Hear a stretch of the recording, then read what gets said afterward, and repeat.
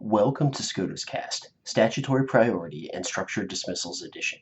Thank you for tuning in. On March 22, 2017, the Supreme Court decided Czyzewski v. Jevic Holding Corporation. Jevic Transportation, Inc., a trucking company headquartered in New Jersey, was purchased by a subsidiary of Sun Capital Partners in 2006. In 2008, Jevic filed for bankruptcy under Chapter 11 of the Bankruptcy Code, at which that point it owed about $73 million to various creditors. Jevic's former truck drivers then sued it for violating federal and state worker adjustment and retraining notification acts by failing to provide the requisite 60 days notice before a layoff. Separately, unsecured creditors filed a fraudulent conveyance action. In March 2012, representatives of all the major parties met to negotiate a settlement of the fraudulent conveyance suit. The representatives, except for the driver's representative, agreed to a settlement that would provide for payment of legal and administrative fees, a schedule for the payment of various creditors, though not the drivers, and ultimately a structured dismissal of the Chapter 11 bankruptcy. The drivers and U.S. trustee objected, arguing that the settlement would improperly distribute estate property to creditors with lower priority than the drivers, in violation of the Bankruptcy Code. The Bankruptcy Court rejected these objections and approved the proposed settlement.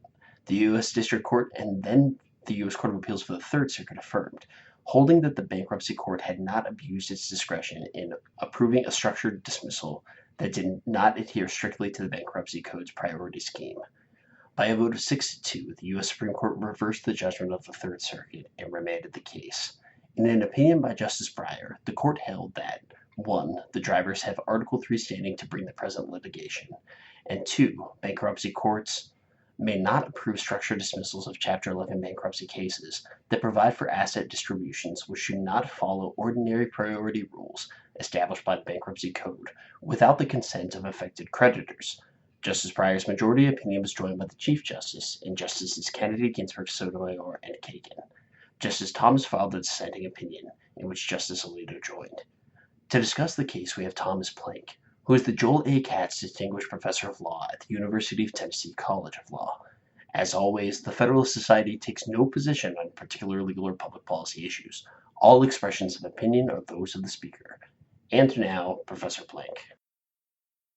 In an opinion authored by Justice Breyer and joined by 5 other justices, the Supreme Court held that a bankruptcy court does not have the power to approve a settlement agreement and dismissal of a Chapter 11 bankruptcy case that, without the consent of all creditors, provides for a distribution of settlement proceeds among creditors of the debtor in a way that does not comply with the priority rules for distributions in a Chapter 11 reorganization plan or in a Chapter 7 liquidation. As a matter of disclosure, I had joined the brief of the law professors in support of the petitioners. Justice Thomas, joined by Justice Alito, dissented not on the substance but on procedural grounds. The respondent, Jevic Holding Corporation and its subsidiaries, which operated a trucking company, were acquired in June 2006 by respondents Sun Capital Partners in a leveraged buyout financed by loans secured by Jevic's assets from the respondent's CIT Group Business Credit as agent for a lender group and also secured by a loan from Sun. In May 2008, Jevic stopped substantially all of its operations and sent notices of termination to most of its employees and filed a Chapter 11 petition. Shortly thereafter, the petitioners, a group of about 1,200 drivers, filed a claim for damages under the Federal Worker Adjustment and Retraining Notification Act and its state counterpart, the WARN Acts, because of the debtor's failure to provide 60 days notice of termination. The drivers obtained a judgment that they claimed was worth about $12.4 million, and approximately $8.3 million of that claim was entitled to priority over general unsecured creditors under the priority rules that the Bankruptcy Code sections 507A4 and A5 provide for certain pre-petition claims of workers. In addition, an official committee representing the unsecured creditors commenced a fraudulent transfer adversary proceeding against the secured creditors, CIT and Sun, claiming that the leverage buyout financing by the secured creditors was avoidable as fraudulent under Section 548 of the Bankruptcy Code and the Comparable State Fraudulent Transfer Act. More than 3 years later, the secured creditors reached a settlement agreement that resolved all claims among the debtor Jevic, the official committee, and the secured creditors. The settlement provided $3.7 million, of which $2 million would be contributed by the secured creditors, to satisfy unpaid Chapter 11 administrative claims, and then the remaining assets of the bankruptcy estate of about $1.7 million to pay certain higher priority claims, and then the claims of creditors with lower priority than the drivers. The settlement also provided for dismissal with prejudice of the fraudulent transfer adversary proceeding against secured creditors and dismissal of the Chapter 11 case. However, under the settlement, the drivers received nothing. The court relied on Section 349 of the Bankruptcy Code, which authorizes the dismissal of the bankruptcy case and restoration of all parties to their pre-petition status unless the bankruptcy court, quote, for cause, close quote, orders otherwise. A dismissal that alters the pre-petition status of the parties for cause is known as a structured dismissal. The drivers and the United States trustee objected to this structured dismissal because the settlement agreement provided no payment of the drivers' priority warrant claims, but provided for payment to unsecured creditors who held a lower priority. The bankruptcy court rejected these objections and approved the settlement and dismissal. The bankruptcy court concluded that the possibility of recovery by Jevic's bankruptcy estate or the drivers on the fraudulent transfer claim was remote. Also, because of the liens held by Sun and CIT on the bankruptcy estate assets, there were no funds to pay administrative expenses, and therefore, Chapter 11 plan could not be confirmed. And neither the drivers nor the other unsecured creditors would receive anything in a Chapter 7 liquidation. The District Court and the Court of Appeals for the Third Circuit upheld the bankruptcy court, and then the Supreme Court granted a writ of certiorari. Now, in the Supreme Court, the court noted that a confirmed plan under Chapter 11 must provide for payment to creditors of different classes in accordance with a fixed priority waterfall, unless the affected creditors consent to a different treatment. In particular, a plan must pay priority unsecured claims, like the driver's warrant claims, in full before lower priority creditors and general unsecured creditors may receive anything under the plan, unless the higher priority claimants otherwise agree. However, in this case, there were no funds even to pay administrative expenses, and therefore no plan could be confirmed in Chapter 11. If a plan cannot be confirmed, the bankruptcy court must either convert the case to a Chapter 7 liquidation or dismiss the case, whichever is in the best interest of the creditor and the estate. Under Chapter 7, the priority of the estate is distributed according to the same distribution priority waterfall required of a Chapter 11 plan. However, in this case, the only remaining unencumbered asset of the estate was the fraudulent transfer action against the secured creditors. The bankruptcy court believed that this asset had little value, in part because there were insufficient assets to pay the cost of liquidating the action against well-funded defendants who could raise many complicated defenses to the action.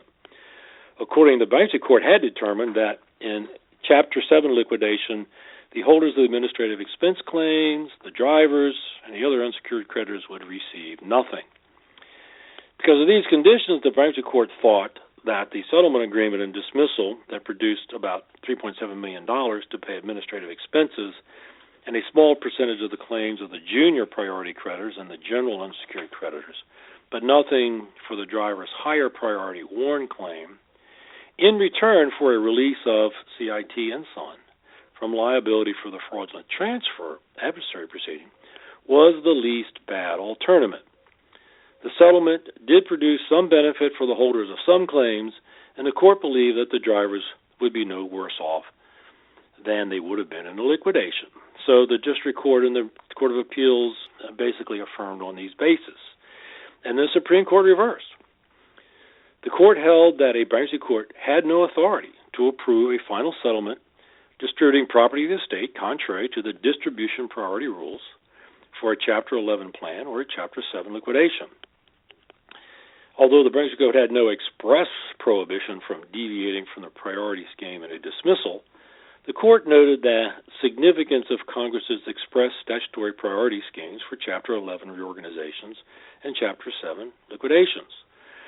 The court also noted that the purpose of the bankruptcy court's power to alter the pre-petition status quo in a dismissal for clause was designed to protect the interests of parties in a bankruptcy case that had relied on determinations made during the case. A final distribution of bankruptcy estate assets that differ from the express priority rules was no such cause.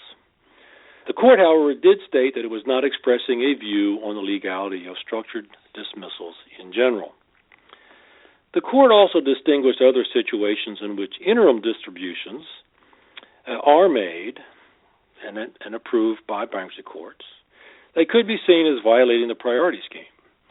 Specifically, these would be the first day orders that permit the debtor to pay in full pre-petition wages owed to workers so that they would continue to work, and to pay pre-petition claims for so-called critical vendors to ensure that the vendors would still supply services and property post-petition. The court noted that such payments enable the debtors to reorganize and make the disfavored creditors better off. A final distribution, contrary to the priority rules, however, didn't serve any of these purposes. Finally, the court rejected the idea on which the lower courts had relied, that the uniqueness of the circumstances presented a rare case that justified the deviation from the priority scheme. The court noted that the introduction of a so-called rare case exception would introduce uncertainty and increase the costs of bankruptcy reorganization. I think this is an excellent decision and an excellent opinion. Almost from the beginning of the history of English and American bankruptcy law, the cost of bankruptcy proceedings has always been a concern.